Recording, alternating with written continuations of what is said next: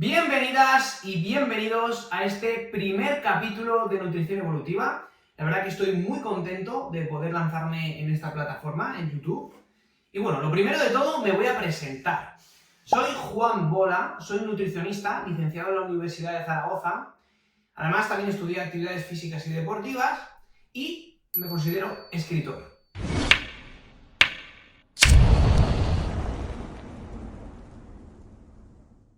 Dentro del inmenso mundo dentro de la nutrición y cómo hoy en día realmente hay tantas vertientes, tantos profesionales que dicen una cosa, que dicen otra, totalmente diferente, pues dentro de este mundo me considero una persona que defiende la alimentación evolutiva. ¿Qué quiere decir esto? Pues que al final me fijo en nuestra fisiología, en nuestra genética y en nuestra historia evolutiva para decir y defender cuál es la mejor alimentación para el ser humano actual.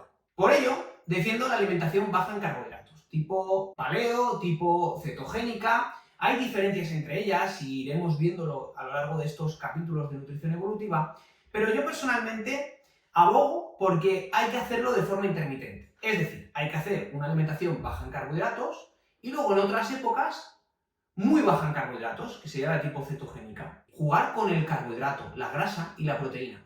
Y hay que hacerlo teniendo en cuenta sobre todo la disponibilidad de nutrientes por estaciones que nos da la naturaleza en cada época del año. También soy un defensor absoluto de la salud de una manera integrativa, es decir, todo. El ambiente es importante y el ambiente es mucho más importante que tu genética y que otras circunstancias que te pueden llevar a enfermar. Hipócrates dijo: las enfermedades no nos llegan de la nada, se desarrollan a partir de pequeños pecados diarios contra la naturaleza. Cuando se hayan acumulado suficientes pecados, las enfermedades aparecen de repente. Esto es el ambiente. Si tú cuidas de tu ambiente, no solo de la alimentación, sino que haces deporte, tienes contacto con la naturaleza, con el sol, con los árboles, con animales, tienes contacto también con el suelo, conexión a tierra, te cuidas del estrés, es decir, tienes un buen ambiente, es muy seguro que tú seas una persona longeva y sobre todo que esos años que vivas sean buenos. Porque hoy me dicen: oh Juan, pero es que hoy la esperanza de vida es muy alta. Nunca antes en nuestra historia evolutiva habíamos tenido estas cifras. Pero muchas veces vivir más no quiere decir vivir mejor. Porque pasar tus últimos 10 años en una residencia con Alzheimer sin ni siquiera reconocer a tus familiares no es vivir. No es vivir. También cuento con una consulta donde he tenido la suerte de ver a cientos de personas, siempre con una perspectiva low carb y también con la práctica del ayuno. También hablaremos del ayuno, por supuesto. Y esto me ha permitido ser mejor profesional.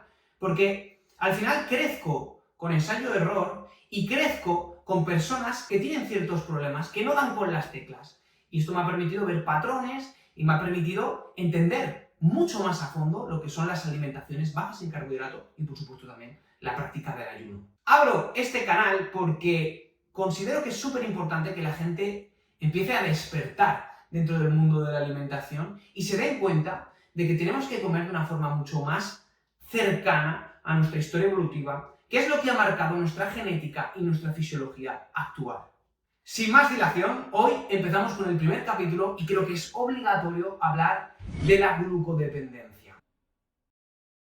Vamos a empezar hablando de qué es esta glucodependencia, esta rigidez metabólica, que como su propio nombre dice, ya habla de una dependencia a el glúcido, es decir, al carbohidrato, y que además habla de, pues eso, una rigidez metabólica. Nuestro organismo puede utilizar principalmente dos sustratos. Uno es la grasa y otro es la glucosa. Cuando una persona es glucodependiente o tiene rigidez metabólica, quiere decir que solo usa la glucosa como sustrato energético. Por lo tanto, no utiliza grasa.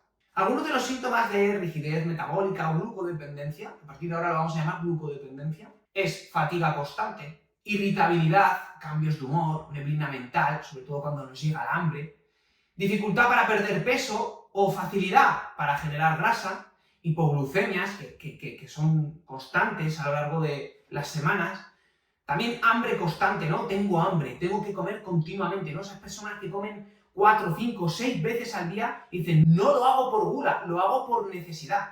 Esto es un síntoma claro de rigidez metabólica, de glucodependencia. También problemas para dormir, inmunidad reducida, gente que se pone mala con mucha frecuencia, son más propensas a tener enfermedades metabólicas modernas como la diabetes, la hipertensión, la obesidad, en general el síndrome metabólico, y por supuesto, imposibilidad de hacer ayuno, sobre todo por las mañanas, que no desayunan y se marean, y tienen problemas. Esto habla de rigidez metabólica, personas que si no tienen esos chutes de carbohidrato, de glucosa en el organismo, no funcionan, y esto es un problema. ¿Y de dónde deriva esta glucodependencia? ¿De dónde deriva esta rigidez metabólica? Pues deriva de las famosas montañas rusas metabólicas, que es una energía totalmente inestable. Las personas que comen cada 3 horas, o cada 2, o aquellas que, vale, igual hacen 3 comidas, pero meten muchísimo carbohidrato en cada una de ellas, al final tienen una montaña rusa de energía, que tienen muchísima energía porque han comido pan blanco para desayunar, una tostada, y han metido también un plátano, y luego, ¡wow!, un bajón, y voy, estoy cansado, y tengo hambre, y ¡pam!, un plátano a media mañana, y otro pico, ¡oh!, estoy pletórico, venga, vamos a funcionar. Funcionas 1 hora o 2, y otra vez bajón, y ahora a la hora de comer, voy a comer un poquito de arroz blanco, y otra fruta, y otro pico, y luego otra bajada que nos hace merendar, unas tostadas de arroz con miel, y luego la cena igual. Estos son montañas rusas, es energía totalmente inestable y es justo lo que quiere la industria alimentaria. ¿Por qué? Porque si tú comes cada 3 horas, si tú eres dependiente del carbohidrato y la comida en general, eres muy rentable, eres maravilloso. La pirámide nutricional, que es en lo que se basan las pautas alimentarias actuales, que mucha gente dice, no, pero si eso ya está desfasado. Bueno, pero todo lo que se hace actualmente se basa en la pirámide nutricional. Nos lleva a la glucodependencia, porque si nos fijamos en ella, que luego la analizaremos un poquito más, pero la base ya son carbohidratos, y luego fruta, y luego legumbre. Esas son las bases alimentarias, ¿no? En el mundo actual totalmente desvirtuadas de lo que deberíamos hacer, como vamos a ver en este canal. Esta pirámide nutricional aparece en los años 70. En los países escandinavos, específicamente en Suecia, Anna Britt, en una crisis económica brutal, lo que decidió hacer es poner los alimentos de mayor accesibilidad en la parte baja, y los alimentos más caros y más complicados de conseguir en una época de crisis, que son la carne, el huevo, el pescado, en la parte superior. Simplemente por eso, hoy en día, la gente se piensa que la base alimentaria tiene que ser los carbohidratos. Y esto fue en un momento de crisis. ¿Qué hizo la USDA? La USDA es el Departamento de Agricultura de Estados Unidos, y en 1992 coge esta pirámide y dice, oye, esto nos viene, pero maravillosamente bien. Esto lo vamos a adaptar y vamos a decir que todas las personas del mundo necesitan tener una base alimentaria de cereales. Y bueno, con el paso de los años se ha ido formando una pirámide que al final lo que está haciendo esta pirámide es alimentar a las industrias, poner un poquito de todo. Si es que incluso se acepta el alcohol, se acepta el azúcar, se pone en la parte superior. El azúcar, como tienes que comer un poquito de azúcar al día. Estamos alimentando a la industria. Y justo debajo de los alimentos de alta densidad nutricional, como base alimentaria, los cereales, la pasta, el arroz, la legumbre, la patata. Hay algunos mejores que otros, desde luego. Los hidratos de carbono refinados, como vamos a ver después, son lo peor. La naturaleza nunca ha dado carbohidratos de más de 30 gramos. Bueno, hay alguna excepción, la yuca, por ejemplo, ¿no? Pero la patata, por ejemplo, tiene 20 gramos de carbohidrato aproximadamente. 18, 20 gramos de carbohidrato a los 100. Pero es que el arroz blanco tiene 80. Nunca antes en nuestra historia evolutiva había habido carbohidratos de tanta concentración. Y hoy en día son la base alimentaria de muchísimas personas porque la pirámide nutricional lo dice. Y ahora que ya hemos introducido estos productos inventados por el ser humano, como es el arroz blanco, como es la pasta, como es la avena en copos, los cereales del desayuno, las galletas, el azúcar, el pan, todo esto son inventos del ser humano. Y hay panes mejores que otros. Desde luego, lo que está claro es que el pan de hoy no tiene nada que ver con el pan de hace 100 años, 50 años. El pan de hoy es basura. Entonces, estos alimentos tienen un altísimo índice glucémico y una baja densidad nutricional. Es decir, por caloría solo nos están dando gasolina, porque prácticamente no nos aportan nutrientes. Y los nutrientes que nos aportan son de baja biodisponibilidad y eficacia. Entonces realmente tenemos un problema, porque la base alimentaria es a base de alimentos de baja densidad nutricional cuando nosotros realmente necesitamos nutrirnos. Y solo es gasolina, gasolina, gasolina, cada 3 horas gasolina. Y esto es el método que se utiliza para cebar a los animales. Por eso quizá hoy en día sea el momento de nuestra historia evolutiva que más obesidad tenemos. Porque nos están cebando. Aquí tenemos varias gráficas para que veáis la glucemia de diferentes alimentos. Vamos a empezar con el azúcar. Por supuesto, azúcar blanco, azúcar moreno, panela. Es todo la misma mierda, es azúcar. En más de un 90% es azúcar. Y tiene un altísimo índice glucémico. Por supuesto, lo peor de lo peor es juntar el azúcar con hidratos de carbono refinados, es decir, forma de almidón, porque hay muchos azúcares. Y tenemos los simples, que serían la glucosa, la fructosa, y los complejos, como por ejemplo el almidón. Mucha gente dice, no, los azúcares complejos, maravillosos. Si tú ves un alimento y pones sin azúcares añadidos, maravilloso. Pero esto no es tan así, como vamos a ver a continuación. Entonces, si juntamos azúcar, hidratos de carbono refinados, sal, grasas trans, esto es una bomba para el organismo, que son todos los bollos ultraprocesados, galletas. Todo esto es veneno para tu cuerpo, pero es así, es veneno. No es un alimento, es un producto y es una información que llega a tu organismo que no la reconoce y que le genera un estrés y le genera problemas a largo plazo. Si tú un día te comas un bollo, ¿qué va a pasar? 5 al año. ¿Qué va a pasar? El problema es lo crónico, que es lo que se da hoy en día porque está totalmente aceptado. En la pirámide nutricional dice, cómete un bollo al día. Por supuesto, los zumos. Hablaremos de la transformación de alimentos, porque esto es algo súper importante de entender. Cuando nosotros cambiamos la matriz nutricional del alimento, la información que nos llega es diferente. Por ejemplo, los zumos, lo que sucede al quitar la fibra es que tiene un altísimo índice glucémico, mucho más que la propia fruta. Por supuesto, los cereales del desayuno. Aunque pongas sin azúcares añadidos, es un hidrato de carbono refinado. Y aunque sean principalmente azúcares complejos, como almidón, al final, cuando tú le quitas esa matriz nutricional y haces un producto con el cereal, tiene aún más índice glucémico porque está mucho más biodisponible ese almidón. Que todos los carbohidratos en mayor o menor medida se acaban convirtiendo en glucosa en el organismo. Y cuanto más refinado esté ese alimento, más va a aumentar la glucemia. Los cereales del desayuno es veneno también. Y nos lo metieron con calzador, que había tigres, vamos, estaban cuadrados, que salían en televisión y decían, toma mis cereales y serás como yo. Y otros muchos anuncios que al final lo único que era todo marketing. Incluso los médicos nos decían, y dicen hoy en día, que hay que tomar cereales del desayuno y galletas para empezar la mañana.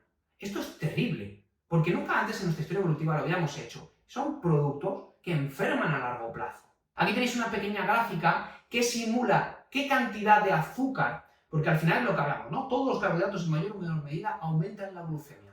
Pues aquí tenemos una gráfica donde se ve cómo algunos cereales en su matriz nutricional, pesados, ¿no? Pues todo lo que son los cereales del desayuno, ¿qué cantidad de azúcar simularían? Es que hay algunos que es terrible.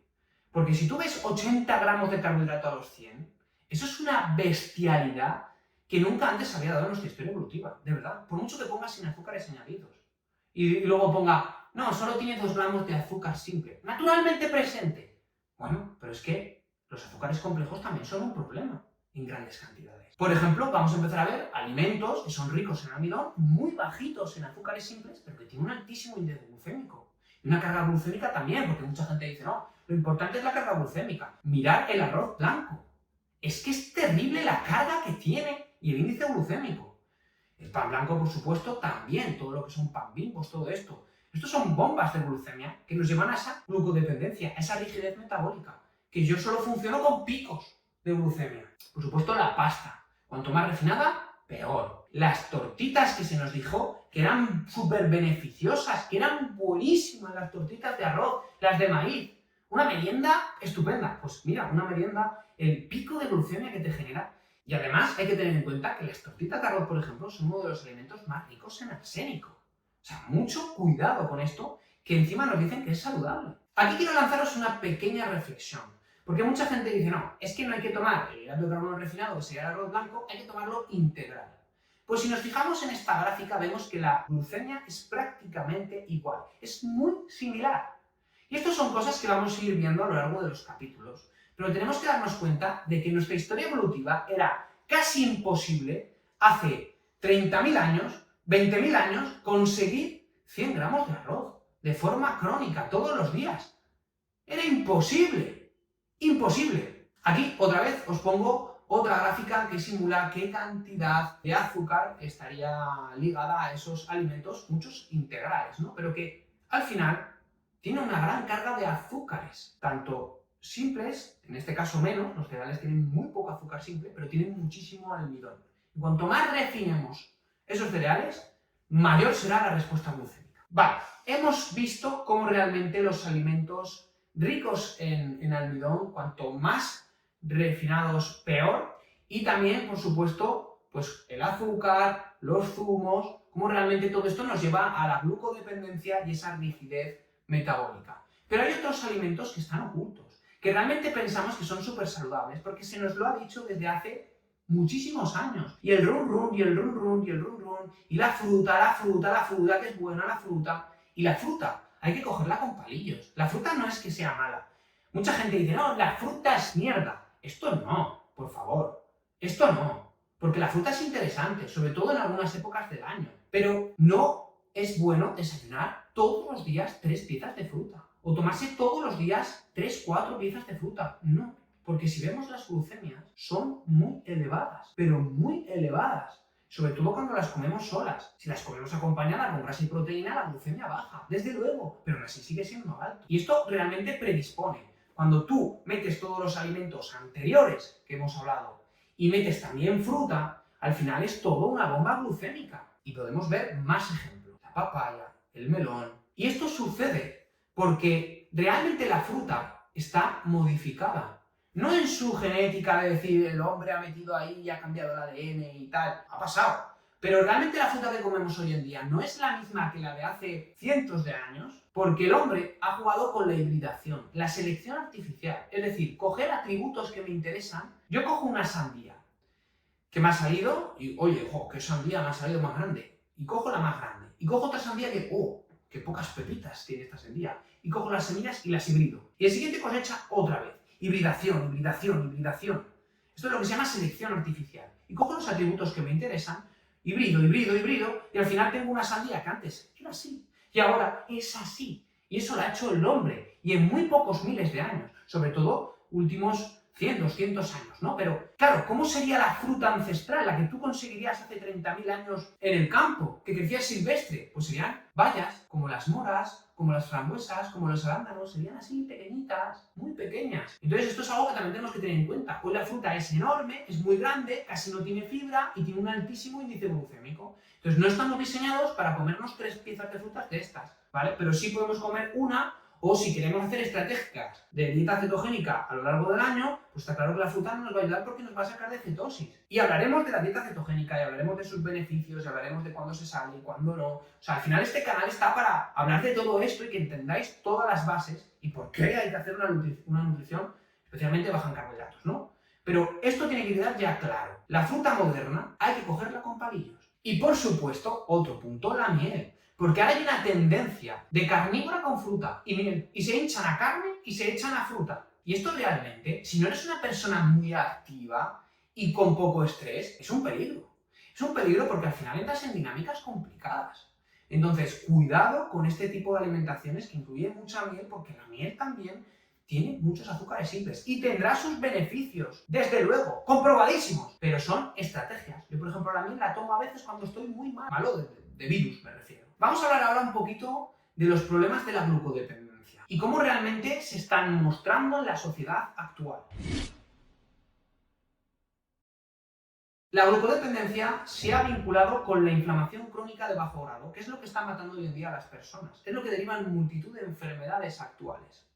También con el cáncer. También con la diabetes, por supuesto. Específicamente tipo 2. Ahora vamos a ver unas gráficas que vais a flipar. También se ha vinculado con el Parkinson y el Alzheimer, es decir, enfermedades neurodegenerativas. De hecho, el Alzheimer poco a poco ya se está conociendo como la diabetes tipo 3. De esto también hablaremos. Es que tenemos muchas cosas que hablar. Ya veréis, lo vamos a pasar bien. Y también se ha vinculado con la obesidad, por supuesto, y la resistencia a la insulina. Ya os digo, estrés oxidativo, resistencia a la insulina, inflamación crónica de bajo grado, estos 3 parámetros son por lo que enferma hoy la gente, que puede venir derivado de una mala alimentación, del sedentarismo, del estrés, y es de lo que se muere hoy la gente. Porque la gente antes se moría de que se le caía una teja, o que se le comía un león, o por virus e infecciones, pero hoy en día la gente se muere por sus hábitos, en el mundo occidentalizado, ¿vale? Hoy la gente está decidiendo morir, porque día a día toma malas decisiones, como decía Hipócrates, está tomando cada día malas decisiones, y al final aparecerá la enfermedad, pero aparecerá cuando tenga 40, 50, 60 años, no aparecerá con 20 años, que el cuerpo está a tope y aguanta todo. No, la aparecerá después. Aquí tenemos algunas gráficas y algunas cifras que son altamente preocupantes. Por ejemplo, de diabetes. De esto tienes que calcular que el 95% es tipo 2. Pues bueno, en 1980, cuando estaba apareciendo la pirámide nutricional, había 108 millones de personas diabéticas. Hoy en día, en el 2022, hay 537 millones de personas. Si vemos la gráfica, esto es en Estados Unidos, pero vemos por porcentaje de población cómo está creciendo exponencialmente y no para. Y no para. Igual que no para que la gente defienda que hay que comer carbohidratos refinados o que de vez en cuando meterse un zumo o un postre todos los días, unas galletas, no pasa nada. Pues como no para eso y la industria del azúcar cada vez es más poderosa y la gente está cada vez más engañada, pues esto tampoco para. Vamos a ver la misma gráfica, los mismos datos con la obesidad, que es terrible, o sea, es terrible. En 1975 había 105 millones de personas obesas. Y en el año 2024 hay 1,3 millones de personas y vemos otra vez cómo están creciendo las cifras por porcentaje de población, que me parece dramático, pero dramático. Vamos a hablar ahora de qué es la flexibilidad metabólica. Porque claro, igual que hay una rigidez metabólica, hay una flexibilidad metabólica, que por cierto es la clave de la salud. Se gana haciendo una alimentación baja en carbohidratos, ahora veremos por qué, practicando el ayuno, que a lo largo de estos capítulos hablaremos de sus beneficios y cuáles son los mejores, los peores. ¿Ayuno intermitente sí o no? Pues hablaremos de esto. Y también haciendo ejercicio. Una persona ha conseguido la habilidad, que realmente la consigue hoy en día, porque esta habilidad nacemos con ella, como vamos a ver ahora. Pero con el paso del tiempo, la glucodependencia aparece. Si no llevas una alimentación, ahora los niños cada vez comen mejor, ¿no? Porque la gente está más concienciada. Pero yo he sido de esas generaciones que nos han hinchado azúcar. Pero desde los 6 meses. Y la flexibilidad metabólica se fue. Y apareció la rigidez metabólica, la glucodependencia. Y lo que quiere decir es eso, que tú eres capaz de cambiar eficientemente diferentes fuentes de energía entre grasa y carbohidrato según tu necesidad, según lo que tu cuerpo te está pidiendo. Pues por ejemplo, yo me levanto por la mañana y soy capaz de hacer ayuno hasta la hora de comer. Ahora mismo estoy en ayunas. ¿Qué va a pasar? Pues que mi cuerpo va a empezar a utilizar otros sustratos energéticos, por ejemplo grasa. Y eso es flexibilidad metabólica. O por ejemplo, un deportista, que luego veremos unas gráficas muy interesantes, que realmente solo funciona con glucosa y a los 60 minutos de partido, ¡bum!, sobrecito de glucosa. Ahora puedo mejorar. Y luego tiene unos bajones. Hay deportistas que los ves en el minuto 70 que están a rastras. Sin embargo, hay otros, como por ejemplo Marcos Llorente, que tiene un tirón espectacular. Un tío que tiene flexibilidad metabólica, que defiende el ayuno, la alimentación baja en carbohidratos, la exposición al sol, pero este es otro tema. Entonces, claro, si tú aprendes a utilizar la grasa como sustrato energético, eres eficiente utilizando la grasa como sustrato energético, cuando lleguen esos momentos de utilizar grasa, porque la glucosa se utiliza al principio, pero luego rápidamente se utiliza grasa como principal fuente de energía, pues vas a volar. O por ejemplo yo ahora en ayunas, que uno, no me mareo porque no he desayunado, no me mareo, no pasa nada, no he desayunado, no pasa nada. Y dos, ahora mismo me podría ir a correr perfectamente y funcionaría con grasa. ¿Llegaría con hambre? Voraz.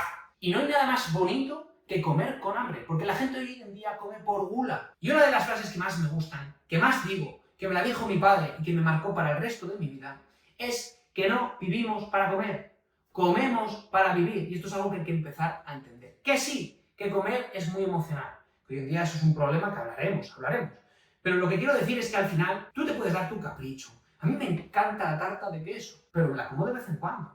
Y sobre todo porque yo soy constante. La perfección no es buena. La constancia es la clave. ¿Qué beneficios tiene la flexibilidad metabólica? Pues vamos a nombrarlos. Mayor energía, muchísima más energía. Pletórico, se nota. Focus mental. Mayor resistencia física, lo que hablábamos del deporte. Mejor control del peso corporal, es decir, mantenerte en tu peso, en lo que necesita, en lo que tu cuerpo pide. Algunos necesitan un poquito más de grasita, otros están más definidos. Bueno, mejora del sueño. Mejor adaptación al estrés, esto es muy clave en los tiempos modernos, hablaremos de ello, y menos enfermedades metabólicas, menos enfermedades de lo que se muere hoy la gente. ¿Por qué? Porque hay un correcto balance hormonal, porque hay una buena sensibilidad a la insulina, porque hay menos inflamación. Bueno, pues más o menos estos son los beneficios. Aquí os muestro una gráfica de cómo realmente controlando la glucosa, controlar la insulina. La insulina es la hormona que gestiona la glucosa en sangre. La insulina a niveles basales, perfecto. pequeños picos a lo largo del día, perfecto. Si tú haces un deporte de alta intensidad, tienes un pico y la insulina lo gestiona. ¿Qué pasa? Que con las alimentaciones convencionales, las que derivan de las pautas alimentarias de la pirámide nutricional, nos llevan a tener picos de glucosa y por lo tanto picos de insulina. Que repetidos en el tiempo los picos de insulina nos van a llevar a la resistencia a la insulina. Que esa insulina ya no funcione bien, no soy eficaz, no lo soy. Entonces, si nos fijamos en cómo sería una glucemia de un ancestro, que esto es súper importante porque en siguientes capítulos hablaremos del genoma humano y de que realmente somos seres del paleolítico aún. Aunque me veis así con ropa, con sillón, con tal, somos del paleolítico. ¿Vale? Esto no quiere decir volver a las cavernas, ni mucho menos. Pero a la información que tú recibes con los alimentos, que son información, lo que le tienes que dar es una glucemia controlada a lo largo del tiempo. ¿De forma crónica? No. Porque, uno, el deporte, como acabamos de decir, aumenta la glucemia. Y dos, si tú te encuentras un árbol lleno de fruta, te lo comes. Pero ese árbol no está todo el año. Está en algunas épocas del año. O si te encuentras un tubérculo, te lo comes. Pero ese tubérculo no está todo el año. Estas son cosas que hay que entender y hay que ver, ¿vale? O sea, nosotros realmente tenemos la capacidad de gestionar picos de glucemia porque si no estaríamos todos muertos ya con la alimentación que llevamos, ¿no? El problema es hacer eso de forma crónica. Y hay que saber en qué momento hay que meter carbohidrato, en qué cantidad, por peso, por altura, por deporte. Y esto lo vamos a ver en siguientes capítulos. Pero bueno, de momento acabaremos este. Ya estamos llegando al final y quiero hablaros de la cetosis. La cetosis da como mucho miedo. De hecho, te aparecen cuerpos cetónicos en la orina y problemas, ¿eh? Una analítica al médico se me pone loco, ¿eh? Se me pone loco. Esto realmente no es un problema, porque la gente tiene un concepto de cetosis asociado a la cetoacidosis diabética, que es una situación solo exclusivamente de personas que son diabéticas y que son insulinodependientes. ¿Qué quiere decir esto? Pues que son personas que necesitan la insulina para funcionar y que si no están aplicándola de forma correcta, el organismo empieza a utilizar grasa como sustrato energético y empieza a subir la glucosa y empieza a subir la grasa y entonces tenemos una cetoacidosis diabética muy complicada. En algún momento seguramente hablaremos un poquito más de esto, pero en este primer capítulo, que es un poco como iniciación y la importancia de la flexibilidad metabólica, de no ser glucodependiente, es un dato que es importante. No es lo mismo cetoacidosis diabética que cetosis. La cetosis nutricional, que ahora se le ha puesto lo de nutricional, porque al final le quieren dar una diferenciación a la cetoacidosis diabética. Es el estado predilecto del humano. Ya hemos dado un poquito de pinceladas, ahora hablaremos de ello. ¿Pero qué quiere decir estar en cetosis nutricional? Es un estado metabólico en el que el cuerpo, debido a su ingesta baja en carbohidratos o la restricción de alimentos, es decir, la práctica del ayuno, se comienza a utilizar la grasa como principal sustrato energético, por encima de la glucosa. En este estado, en la cetosis nutricional, se producen cetonas, cetonas, que son un subproducto del metabolismo de las grasas que dan energía. Hay algunas partes de nuestro cuerpo que son bastante propensas y que prefieren la grasa como sustrato energético. Una es el cerebro, otro son los músculos, especialmente el corazón, y luego hay otros tejidos de los cuales hablaremos más adelante. Resumiendo, la cetosis nutricional es cuando tú funcionas con grasa como sustrato energético. Es importante entender que es nuestro estado predilecto, como decíamos, porque los bebés están en cetosis. Los bebés tienen una flexibilidad metabólica espectacular, y los niños también. Los niños se pueden comer una fruta, tener un pico enorme y a las 2 horas estar funcionando con grasa sin ningún tipo de problema. Flexibilidad metabólica que luego se vuelve en rigidez metabólica debido a diferentes situaciones.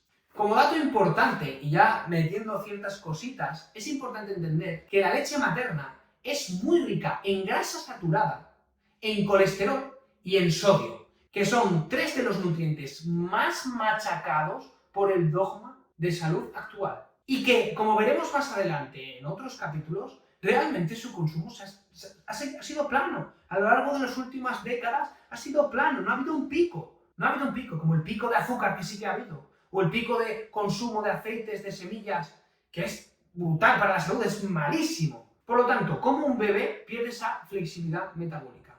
La empieza a perder desde los 6 meses. Cuando encontramos productos destinados para bebés de 6 meses, cuando vemos en su composición 80 gramos de carbohidrato, de los cuales azúcares 23 gramos. Que vale, este es un 8 cereales con miel. Vale, 8 cereales. Bueno, 8 cereales refinados con miel. 80 gramos de carbohidrato. Pico de glucemia impresionante para el bebé que viene de estar en cetosis prácticamente. Y me diréis, bueno, ¿y estos que no llevan azúcares añadidos? ¿Qué me dices, Juan? Vemos la composición, son 76 gramos de carbohidrato a los 100. donde 18 son azúcares simples. Sí, naturalmente presentes, pero es un producto altamente refinado con una concentración elevadísima de almidón y de azúcares simples. Esto es una bomba para el pequeño, que ya empieza a perder su flexibilidad metabólica con alimentos que no son alimentos, que son productos. Son productos, que esta información nunca antes la habíamos dado a un bebé, nunca antes. Y por supuesto empezamos con los bebibles, ¿vale? Llenos de azúcar, los potitos llenos de azúcar, su primer Petit Suisse, Maxi, para que crezca bien, lleno de azúcar, Maxi, que quede entre comillas, o sea, Maxi ni va a crecer ni... No, eso no lo necesito para crecer, al revés, me está generando un conflicto. Mi primer lacasito. ¿Qué tipo de marketing es este? Esto debería ser ilegal, pero totalmente, totalmente. Entonces, aquí os pongo esta pequeña imagen donde se ve, es un vídeo muy conocido de un bebé que le dan por probar por primera vez helado y es que le cambia lo ve y dice, me cago en la situación química que le ha generado en el cerebro, ese helado, esa bomba, que es que lo cojo y lo quiero. Imaginaros esto de forma crónica todos los días. Este bebé porque lo acaba de probar. Luego se adaptará y al padre le hará gracia. ¡Ay, qué cara ha puesto el niño! ¡Ostras! ¡Que pruebe el helado por primera vez! ¡El bollo! ¡Que lo pruebe! ¡Oh! ¡Tiene que comer de todo! ¡Es un niño! ¡No! Esto lo único que está haciendo es condicionar su metabolismo para que cuando sea adulto tenga enfermedades metabólicas, para que sea obeso, para que tenga diabetes. Te estás cargando la salud de tu hijo. Hablaremos de nutrición infantil, no lo dudéis, pero por favor, no caigáis en el marketing de los productos para bebés, ni para niños. Y ahora una pequeña reflexión antes de acabar, y es ¿qué comían antes los humanos? Antes de que llegara la agricultura hace 10.000, 12.000 años, ¿qué comíamos? ¿Qué es lo que realmente ha condicionado nuestra fisiología y genética? Porque nosotros somos una especie de hace 300.000 años. El Homo sapiens moderno se calcula que tiene 100.000 años. ¿Qué hemos comido en los 90.000 años restantes? Pues esto es lo que vamos a ver en siguientes capítulos. De hecho, en el siguiente capítulo nos vamos a fijar sobre todo en la fisiología y genética del humano.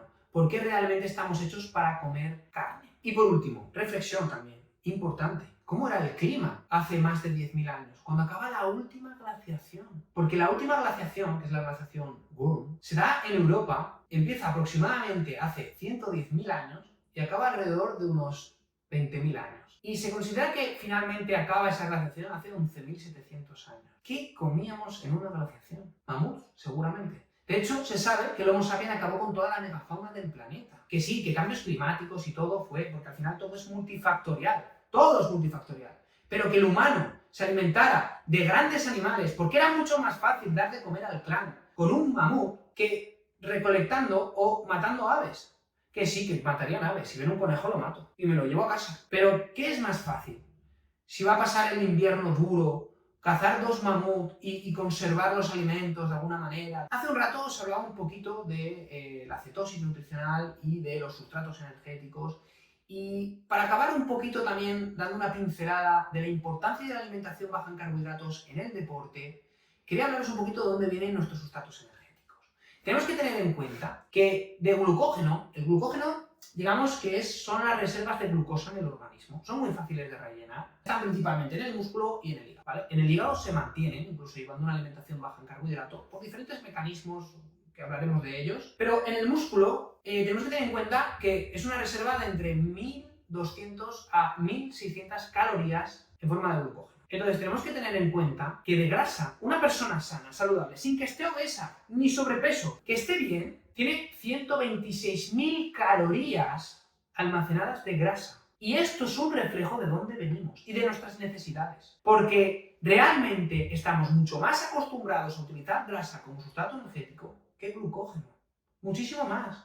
¿Por qué? Porque a largas distancias, porque en épocas de escasez, glaciaciones, falta de alimento, caza en ayunas, lo que utilizábamos era grasa. Era nuestro sustrato energético principal. Y otro reflejo es eso, ¿no? Que venimos, o sea, los bebés nacen en cetosis. Si realmente necesitáramos el carbohidrato, pues habría un reflejo de ello en nuestras primeras etapas de vida. Y no, el reflejo que hay es que cetosis es nuestro estado predilecto. Ese es nuestro estado predilecto. Y hay que volver, y hay que cetoadaptarse, y hay claves para ello. Y cuando tú ya estás cetoadaptado, que llevas un tiempo quemando grasa como sustrato energético, metes carbohidrato y vuelas. Vuelas. A nivel deportivo, vuelas. Y a nivel muscular, también. Son estrategias que la gente no utiliza, porque es carbohidrato, carbohidrato, carbohidrato, carbohidrato. carbohidrato. Es un día más en la oficina. Es como el que toma café.